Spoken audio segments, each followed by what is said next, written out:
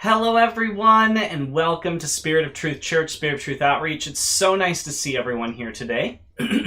And I have a special treat for you. We're going to do a talk. It's going to be a two series talk, so this week and then 2 weeks from now, on the Ark of the Covenant. It was requested recently, and I thought, it's a great time to do it. It's a fun topic. I think people are really going to enjoy this. Got a little bit of pictures to show as well. We've got a lot of scripture to read. But it's going to be a lot of fun, so I'm really looking forward to this tonight as well. So feel free and post any questions you may have.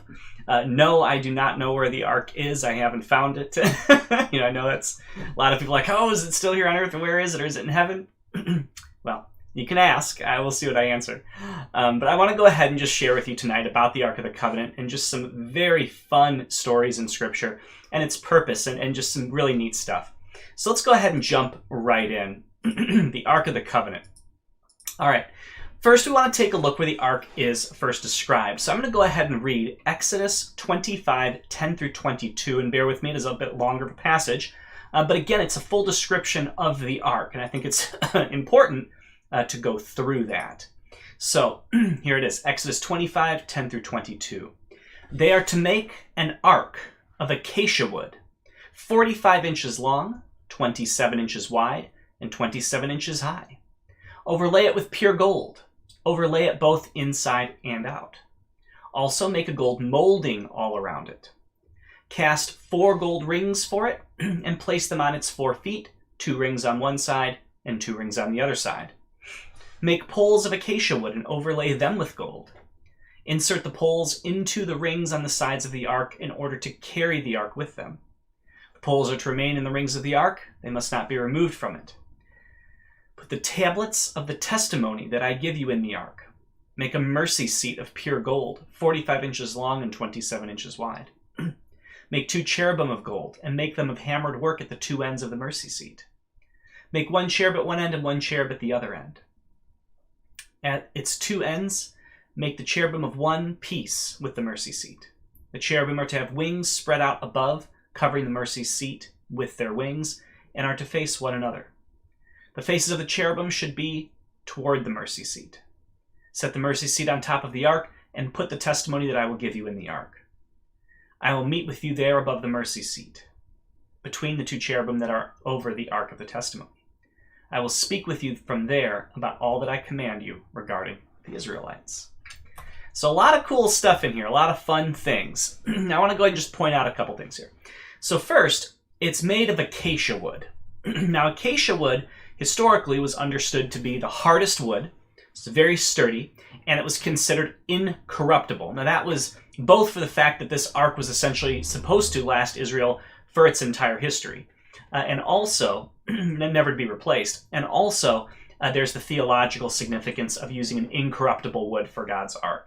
In other words, it's referencing God's commands as well, and his covenants, which are incorruptible. His word is incorruptible. His promise is incorruptible. It's 45 inches by 27 by 27, so it's fairly large, but not overbearingly large. And it's overlaid in pure gold inside and out. Now, again, this is really to reflect God's glory. It's going to be shining. Again, pure gold inside and out. If you light up the room, this thing's going to be like a sun in there. Okay, also has gold molding, the 4 gold rings, and 2 poles to carry it. This is going to become important later because we see that if you improperly carry the ark and therefore accidentally drop it or touch it, you will be stricken dead immediately. So again, the ark is holy. It's God's meeting place with mankind. Now the lid included 2 cherubim facing each other in the mercy seat. Now we're going to get into some of that in a little bit because it's very important to understand those cherubim, where people meet God, and how that relates to the temple and Eden and a whole slew of other things. So let's talk about this cherubim. Now the only prior mention in Scripture of cherubim was as the guardians of the Garden of Eden. Okay, they guarded the eastern exit. They faced outward toward mankind and blocked access to God's presence. So think about it from this perspective. There's an exit to Eden and the Garden of Eden in the east. Cherubim are stationed there, facing out, barring access to God because of mankind's sin. Now let's take a look at the temple. The temple was entered from the east. And this was not done on accident. The purpose of entry from the temple from the east is to reflect Eden in the Garden of Eden. That whereas once man was sent out, man is now being ushered in. And the cherubim now face inward toward God, not outward toward man. Inward toward God, ushering in his presence for mankind. So we're seeing God already setting up a reversal of the issues of Eden. However, there's a secondary piece to this. They can't simply come back into Eden. They can't come back into his presence. What has to happen? Well, they're also blocking through the wings the glory of God from mankind due to mankind's sinfulness. So holiness is preserved. In other words, the wings are essentially blocking. There's still a bit of a barrier, right, between God's presence and man. He can now communicate. There is relationship, but there are some pretty heavy terms to that relationship. And if those terms are broken, it's instant death for people. So again, the Ark of the Covenant is serving as a meeting place. It's serving as a place where God can give his commands to the Israelites. It's serving as a meeting place for the high priest with a mercy seat to atone for sins, to cover over those sins so that people can remain in the land and have a degree of external holiness. We're seeing that here in the Ark. So it has both religious significance. It's got like a theology proper. In other words, it's about God himself. It's displaying his glory. And it's also got political influence in terms of this is the meeting place of God with mankind. I mean, that's a very substantial thing. You're going to see it's used in wars and things like that. Okay. Now, another fascinating thing in terms of cherubim in archaeology is we've discovered some interesting things in Mesopotamia, Syria, and Samaria. And we see these composite creatures, sort of like the Egyptian Sphinx or the Pegasus, if you're going Greek, or things like that. They have 4 legs, they have animal bodies, and they have wings. And they typically flank the thrones of kings and deities. So the idea here, at least, is that the cherubim would be holding the invisible throne of God, essentially. So we're seeing that in the archaeology, which is fascinating. And also, early archaeology of these types of figures seems to have some link back in all of these different beings to angels themselves. When you look at actually Israel terracotta depictions of angels, and then you look at Egyptian and you look at Babylon, they all have some very similar features. So it's fascinating that we might actually be seeing a pictorial representation of what angels actually look like. Not obviously scripture, not obviously perfect or anything, but there could be some truth to this. Just as, for example, all religions, for the most part, ancient religions, have a creation story that essentially resembles scriptural creation story. In other words, that's very good evidence that this is a real event, even though other cultures and civilizations have legendized or doctored the story. I do believe that obviously the scriptural story is the true one, but nonetheless, you see it in all of them. You see a flood in all of them. I mean, clearly, these have historical root. These are things that actually happened, and I think even with the angels, we see a similar picture, which is pretty cool. All right, so what does the Ark contain? Well, we know it contains the tablets, okay, the tablets of the 10 Commandments. Now, typically, what you would put inside of an Ark is actually an idol. So you would first fashion your idol, then you would perform the opening of the mouth ceremony, whereby you would ask the god to indwell the idol, and then you would place the idol in an ark. We've got to remember that the Ark of the Covenant is not the first ark. I remember when I was growing up, I thought, oh, that's the only civilization that had an ark. No, arks had been used for a long period of time prior to this use of the Ark of the Covenant. The issue was that arks housed idols. They housed the god himself or itself. And Israel's ark wasn't like that. Again, I'll go back and talk about arks from other civilizations because I think it's important to see the ways in which Israel's ark is different. Not that it's instructive to Israel, but it's actually different from the surrounding civilizations. The other arks would be used to manipulate gods. In other words, they would use the ark and the idol to essentially demonstrate the deity's power or get something. Basically, it was this sort of thing of like providence and protection, and it was a bit of a manipulation of the god himself. Okay, is what was going on with arks in the main culture, and you'd have the idol in there. But that's not the Ark of the Hebrews, the Ark of the Covenant. The Ark of the Covenant is relational, fundamentally different than the arks from other places. This ark is relational. In the ark is not an idol. It's the terms and conditions of maintaining a relationship with God. It's the 10 Commandments. Instead of an idol, Israel gets moral perfection of God codified for mankind. a blessing if it's followed and a curse if it's disobeyed. In other words, the ark isn't going to do what you want it to do. The terms are written inside of it. God isn't going to do what you want him to do. The terms of God's relationship with you are written right here and being stored in the ark. It's got the Torah in it, the fullness of the Old Covenant with its blessings and curses. Now, whether this is actually physically in it or on a little side thing they created, there's some debate on that. But Torah was in it, first 5 books. Aaron the high priest's rod. And this was said to have miraculously bloomed, which validated the priesthood and the possibility of sacrificial offerings for sin.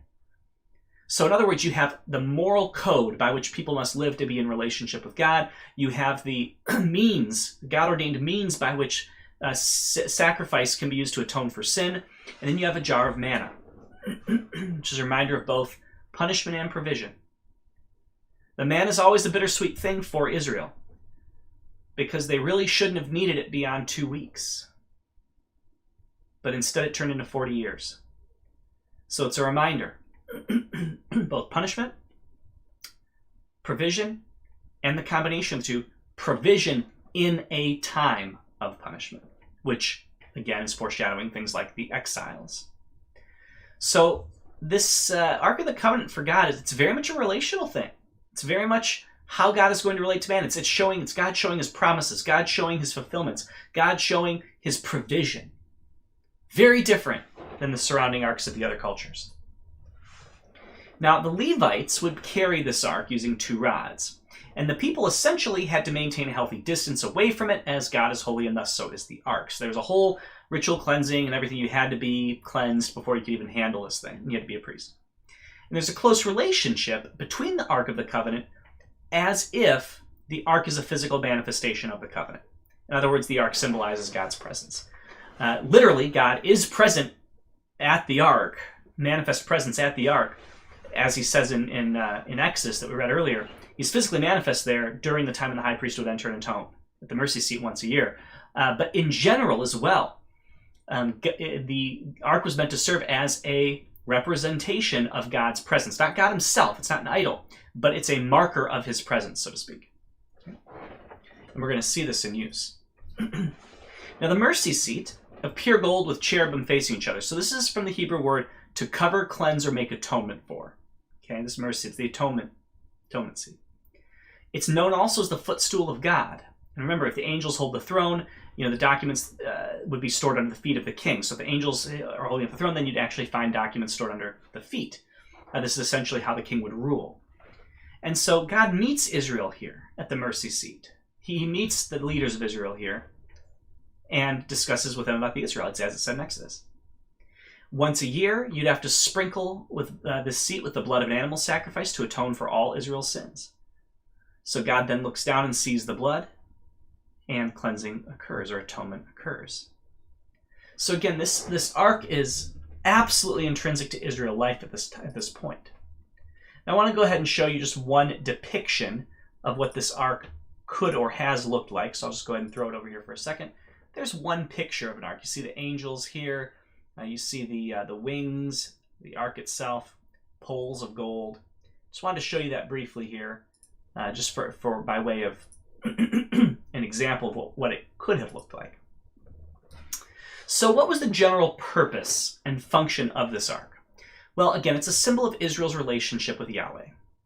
The covenant tablets are a reminder they were God's people. The ark was a reminder that God himself would travel with them in the desert. And the ark's presence was a statement that God would not abandon them. As the representation of the covenant, God's power is manifest through the ark. In other words, he's going to demonstrate his power through the ark. We're going to see some miraculous things happen through the ark. Again, the ark is going to provide the connection between God's power and Israel's obedience to the covenant. So again, it's the meeting place. This is where the stuff happens. And if one side of the party doesn't show or disobeys, there's a big problem in how God is then going to operate in relation to the ark. This is also known as the presence of Yahweh in the midst of his people. It's a reminder of the covenant that Yahweh establishes with them at Mount Horeb. And during a journey or battle, other nations, for example, would carry an idol in the ark to guarantee victory and protection. And if the idol was stolen, well, then the army would be defeated. Now we're going to see something like this, but it's different.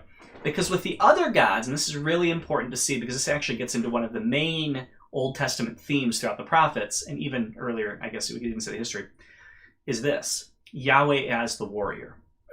And we're going to see that not only would they carry an ark to guarantee victory and protection, which it would if they did it, if everything was correct with Israel and they had the ark with them in battle, no one could even touch them. In fact, there are points where you could even say this is going to be a victory with no deaths on the Israelite side. I mean, it gets to that level. Like, Israel would not lose a single person if all relationship was in operation and the ark was present and everyone was doing what they should be doing. But in fact, unlike the other nations who carry it just for that, God's going to instruct Israel to carry the ark as the army itself. In other words, God's simply going to say, leave your army behind, you don't need it. I'm your warrior. I am your army.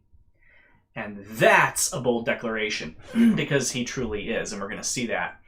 Probably not tonight, because we're not going to get that far tonight, but we'll see it in 2 weeks when we tackle the battles of Jericho, Ai, and Hazor. Now, it's extremely important that there was no idol in the ark. God's manifest presence was at the footstool of his throne, held up by angels, and the primary point of connection was through the covenant.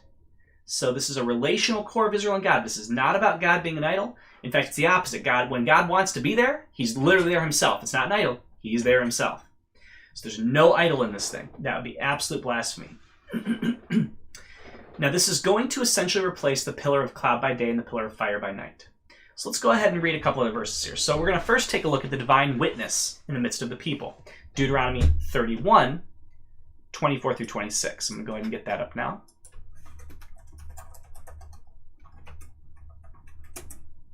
When Moses had finished writing down on a scroll every single word of this law, he commanded the Levites who carried the ark of the Lord's covenant, take this book of the law and place it beside the ark of the covenant of the Lord your God, so that it might remain there as a witness against you.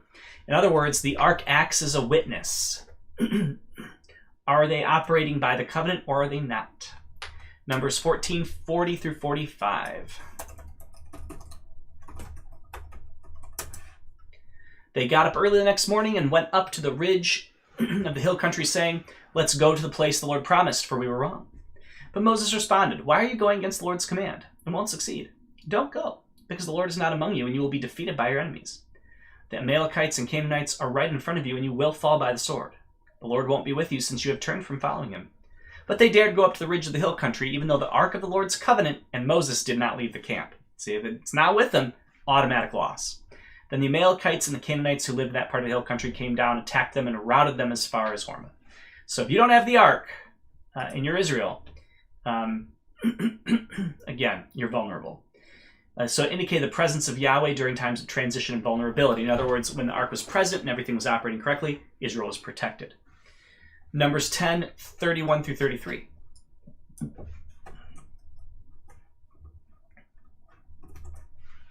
Please don't leave us, Moses said, since you know where we should camp in the wilderness, and you can serve as our eyes.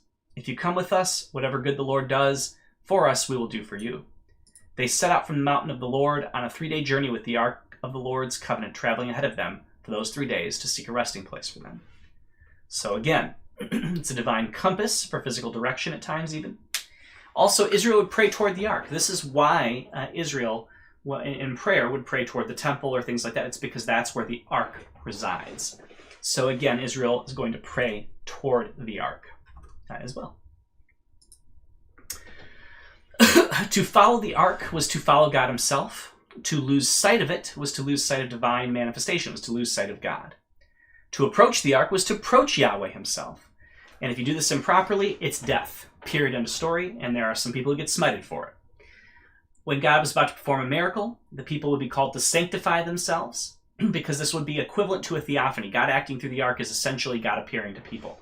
It may not physically manifest, but he's present in the miracle, so you would have to sanctify or consecrate.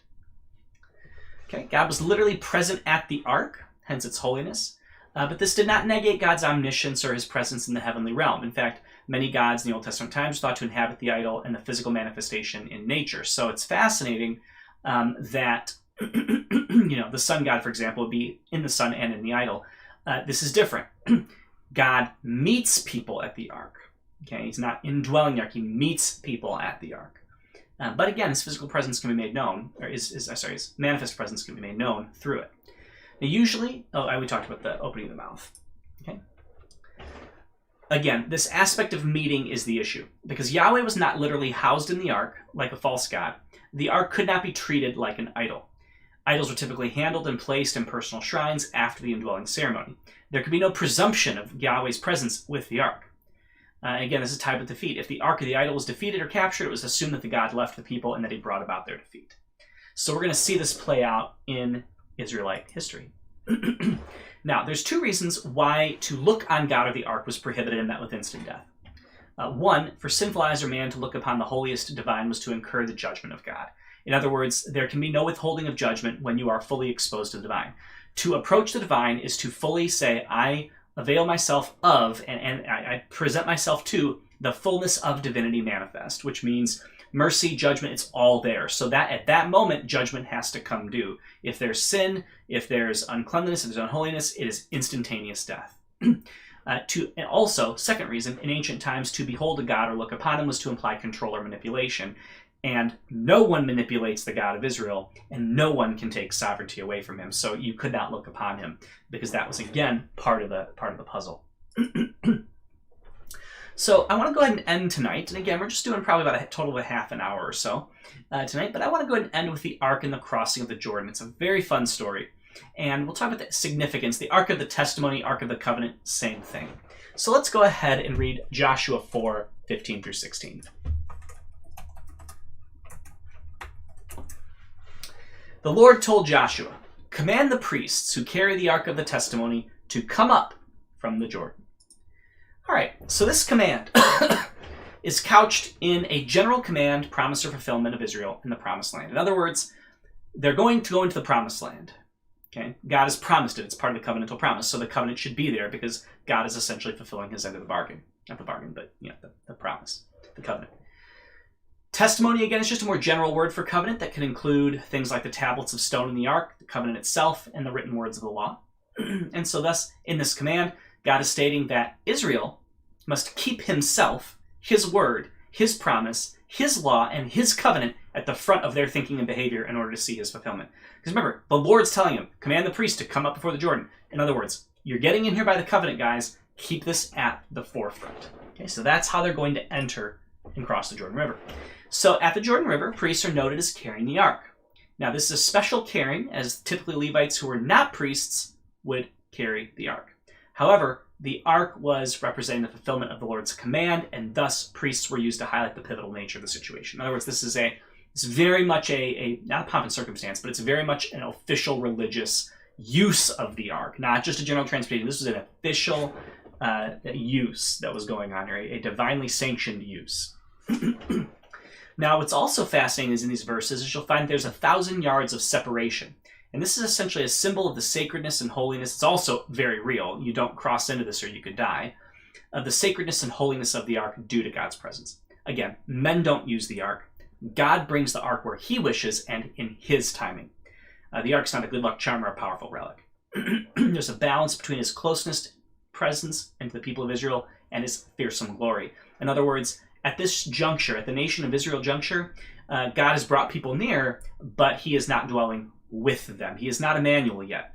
He is not God among them, like literally among them. He is present, he is here, but Emmanuel has yet to come. So there's still a barrier, there's still the veil, there's still the distance. The 1,000 yards is also related to the span of a pasture from Numbers 25:4, if you're curious. And it was as though God was reminding them that in their sin had prevented them from being in God's pasture, Eden. Additionally, people were called to consecrate themselves. The very presence of the Lord would be manifest among them the following day. Thus, an act of cleansing and consecration was required. Again, to enter into God's presence unclean was a serious offense. You're bringing judgment down like nobody's ever seen. The focus, though, was on this perfect relationship with God. Nothing can be brought before God that would jeopardize that relationship. If there's sin in the community, that must be dealt with before approaching God. It has to be. We're seeing that here. So let's take a look at Joshua 3, 3 through 4. It says this, giving orders to the people, when you see the Ark of the Covenant of the Lord your God and the Levitical priests carrying it, you are to move out from your positions and follow it. Okay? Then you will know which way to go, since you've never been this way before. So God is literally directing people via the Ark. Kind of cool. very fasting. So we're seeing that in Joshua. Because again, it's representing the covenant. In other words, what should be guiding the people is the covenant, right? The ark, again, went ahead of the people. The miracle is going to be God's miracle. The ark is stationed in the middle of the Jordan. So they walk out in the middle of Jordan, the waters recede, the people pass by. They are before the ark is in their midst, the ark is after. In other words, God goes before the people in the time of trouble. He is in the midst of them in the time of trouble, and he sees them through the time of trouble. It's as if the very hand of God itself was holding back the river, and the people crossed over not on soppy wet ground or muddy ground, they crossed over on dry land. That is reminiscent of the Red Sea crossing, and that is miraculous. Dry land, not muddy swamp, dry land. So we're seeing some pretty interesting things here. And at this point, we have this exaltation of Joshua. Through this miracle, God essentially is installing Joshua as the leader of Israel in preparation for the early years of the conquest. So Joshua gives the instruction to the priests. The Lord stops the river, and the people know that Joshua has been obedient to the Lord's command and that God's confirmed him through fulfillment of the promise. So there's even some political aspects of this. Then the Lord, through Joshua, orders 12 men from 12 tribes to pass before the ark and pick up a stone. And this is symbolic of God's presence among all his people, all 12 tribes, tribal unity. Obedience is highlighted. The whole nation's punished for the sins of one tribe. This is how it works. And this is very key, because what you're going to see, especially once you get into the divided kingdom, divided monarchy, you're going to see that the 12 tribes have splintered, and they no longer worship together. They no longer worship in unity, and as a result, they split. So it's very important for this unity to be worshiping in the proper way together. Joshua 2:20 or 4:24 says, the altar was also set up so that Israel would always fear the Lord their God. Again, fearing God is a central concept of the Old Testament. It essentially means to treat with the highest respect or to hold in awe. It's taking God seriously and responding accordingly to his nature and character. And how's that done? Well, by believing what he has said is true and will come to pass, by devotion to God alone and responding to him in love. Now, the ark is mentioned 9 times in this section, which suggests again that the focus is not on the miracle itself, but God's manifest presence, protection, and provision among the Israelites. Again, it's seen before them, in their midst, and after them. It's very much a parental role, very much a shepherding role. Okay, that's what we're seeing here with the ark.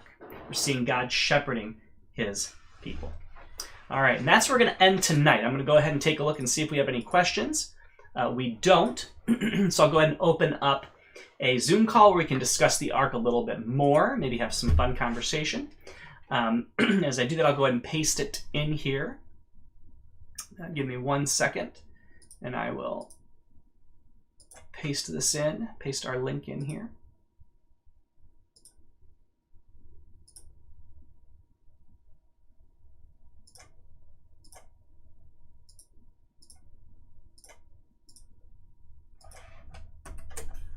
All right, and there's the link. I'll go ahead and do my sign off. Sorry. Thank you so much for joining us here tonight at Spirit of Truth. It's a pleasure to see all of you, and I hope this was a blessing. I hope you got to learn about the covenant, the Ark of the Covenant. It's a lot of fun, one of my favorite topics. And join us in 2 weeks. We're going to go through part 2. Other than that, have a wonderful night, and I look forward to seeing you soon.